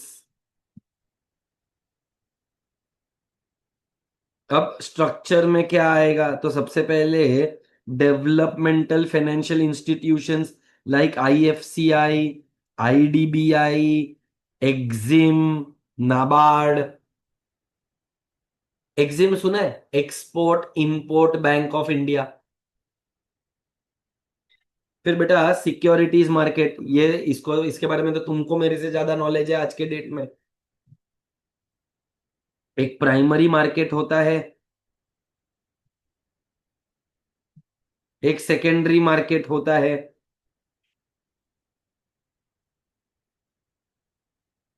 Primary market मतलब IPO, और secondary market का मतलब existing shares के अंदर trading करना। उसके बाद there are government securities. बेटा government securities are also called as gilt edged securities, another name for government security. And then there are financial intermediaries like merchant banks, mutual funds, leasing companies, venture capital companies, etc.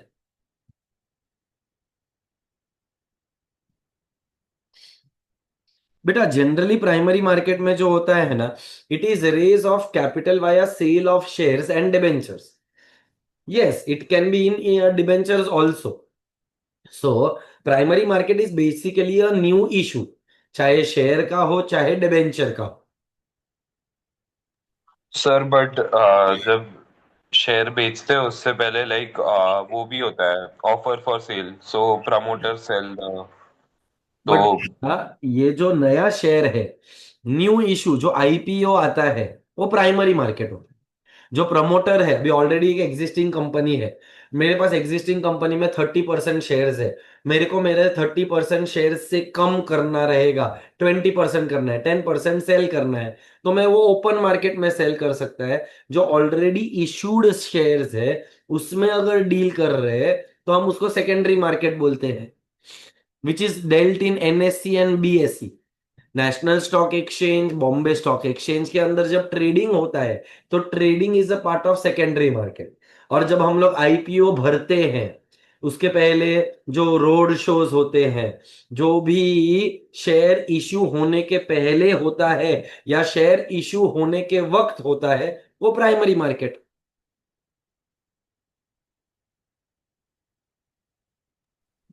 हाँ sir. चल, again, role and problems are to be read once. So पहला तो ये long term के लिए है, so mobilises long term savings.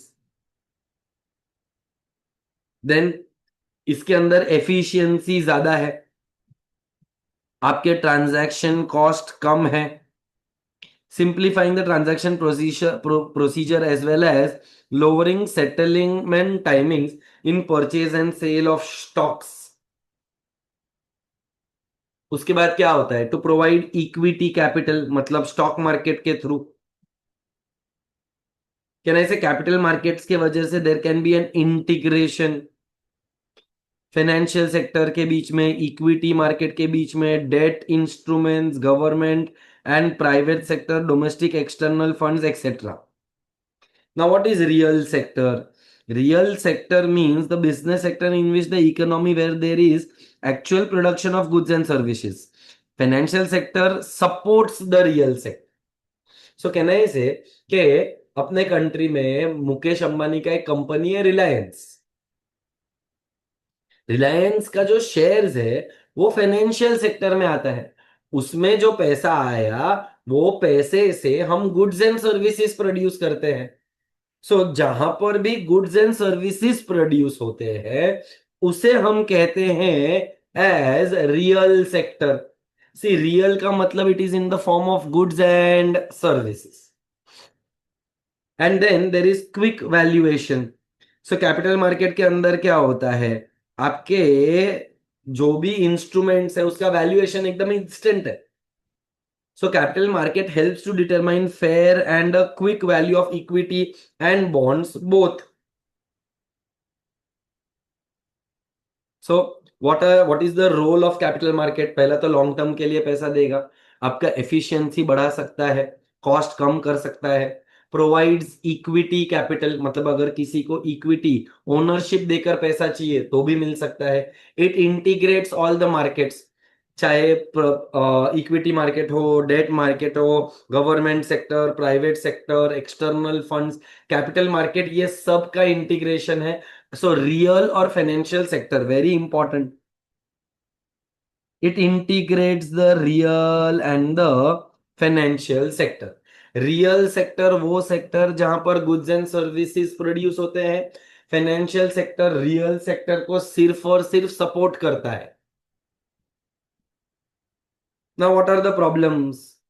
इश्क, इश्क है, रिस्क है तो इश्क है। सो बेटा सबसे पहला, there can be scams, there can be insider trading and price manipulation. Insider trading का मतलब वो इंफॉर्मेशन तुम्हारे पास है जो किसी और के पास नहीं है।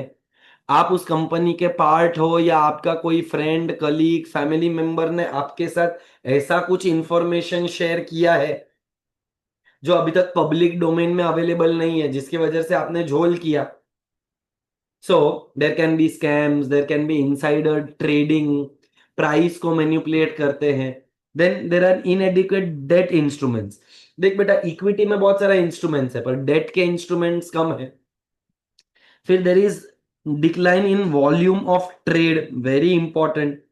Regional stock exchanges have witnessed a sharp decline because majority of them have shifted to NSE and BSE. हाँ बेटा हृदय, absolutely true. and then there is lack of informational efficiency. So capital market के अंदर, can I say if the stock prices incorporates all the available information into its current prices, तो हम उसको बोलते हैं इंफॉर्मेशन एफिशिएंट. तेरे को लगता है अपने कंट्री के अंदर जितने भी शेयर्स है वो सब इंफॉर्मेशन के बाद एक प्राइस डिराइव हुआ है? द आंसर इज कतई नहीं. Market is based on sentiments. Market is not informatively efficient. So अपन तो कुछ भी नहीं है ध्यान, अपन तो वो चाय में गिरी हुई मच्छर भी नहीं है. क्या बात है. नैतिक, इंफॉर्मेशन एसिमेट्री, एक नंबर. ये सेम कॉन्सेप्ट अपने को आएगा सीए फाउंडेशन, जिसकी वजह से देर इज मार्केट फेलियर.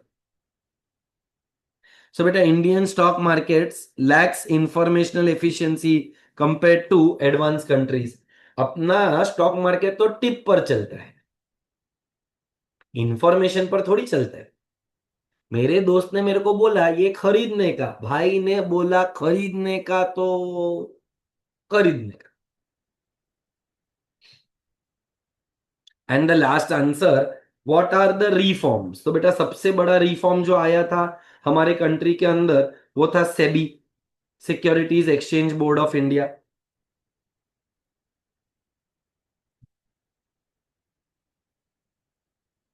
हाँ हाँ हृदय, बहुत कुछ होता है. जोमेटो के, अच्छा जोमेटो ने तो बहुत कुछ किया हुआ है वैसे. जोमेटो ने ब्लिंकिट खरीद लिया है, वो बैकवर्ड फॉरवर्ड इंटीग्रेशन कर रहा है. तो आज जोमेटो का प्रॉफिट्स नहीं है, फिर भी शेयर प्राइस बढ़ रहा है क्योंकि लोगों को लग रहा है कि ये कंपनी आगे जाकर बहुत काम करेगा. सो ये हर्षद मेहता स्कैम के बाद हम लोग सेबी लेकर आए, securities exchange board of India. It started working in the year 1992. फिर बेटा एनएससी आया, it was established in the year 1992 again. Screen based trading system computerised हो गया. अगर तुमने हर्षद मेहता का स्कैम देखा रहेगा मतलब स्कैम करके जो सीरीज देखा रहेगा, तो ट्रेडिंग कैसे होता था. स्टॉक मार्केट में जाओ, 5 10 15 माला चढ़ो, तुमको शेयर खरीदने का है तो ऐसा एक्शन करेगा तो खरीदने को मिलेगा, ऐसा अगर एक्शन करेगा तो बेचने का. सो ये बाय है, ये सेल है. उंगली से ट्रेडिंग होता था, पेपर पर ट्रेडिंग होता था. Yes sir. तो ये क्या हो गया, अपन ने चेंज कर दिया, अपन ने उसको स्क्रीन बेस्ड कर डाला. आज के डेट में हर किसी के पास एक डीमैट अकाउंट होना जरूरी है. डीमैट का मतलब you will hold shares in an electronic form. Today we can deal in global funds. आज मेरे को अगर यूएस का कोई शेयर खरीदना है, मैं खरीद सकता है. एंड देन गवर्नमेंट ने स्टार्ट किया है investor education and protection fund, जहां पर they promote investor awareness to protect interest of the investors. ये बराबर है. Yes Ishaan, dematerialisation. तो पहले अपने पास मटेरियल फॉर्म में थे शेयर्स, अब अपने पास इलेक्ट्रॉनिक फॉर्म में है.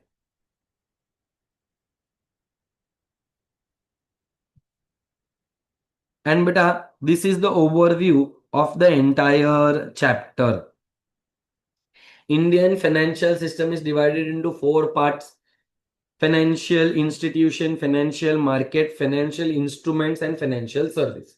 फाइनेंशियल मार्केट में 2 पार्ट है, एक है मनी मार्केट, दूसरा है कैपिटल मार्केट. मनी मार्केट के 2 पार्ट है, एक ऑर्गेनाइज्ड और एक अनऑर्गेनाइज्ड. ऑर्गेनाइज के अंदर commercial bank, central bank, cooperative banks, developmental banks and discounting and finance house of India.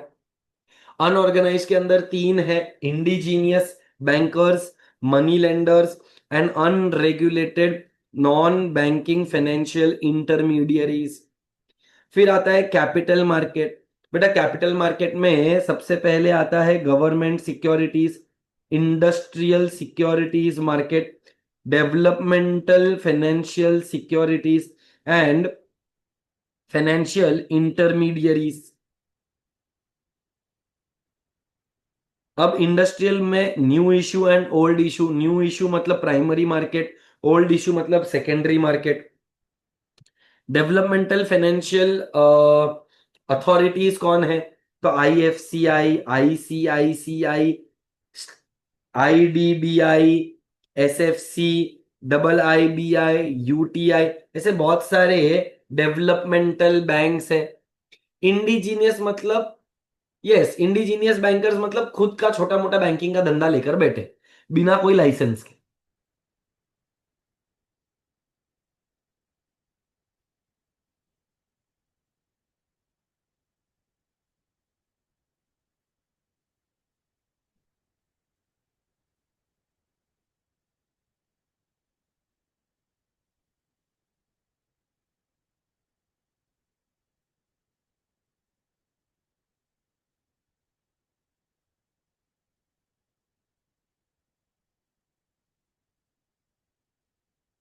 तू कच्छी है, गुजराती है, मारवाड़ी है? किसको पूछ रहे हो सर? ये जिसने मेरे को हृदय इंडिजीनियस का मतलब पूछा था। सर मैं सिंधी हूँ। सिंधी है, अभी सिंधी लोगों के लिए मेरे पास कोई नहीं है। But what are the types of indigenous bankers? So बेटा, Gujarati shroffs, Marwari Kayas, Chettiars, Seths, Sahukars, Chettis and Mahajans, all these are considered as indigenous bankers. So देख, मैं तेरे को अपने ग्रुप पे वो शेयर कर देता हूं, so that you can refer it if at all you are in need of it. मैंने ऑलरेडी बहुत सारी चीजें शेयर की है, क्या तुम लोगों ने वो चेक किया? Have you all check the group?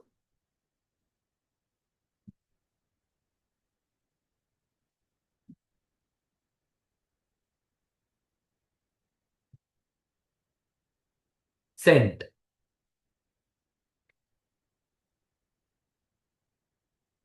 चलो, आर वी ऑल क्लियर?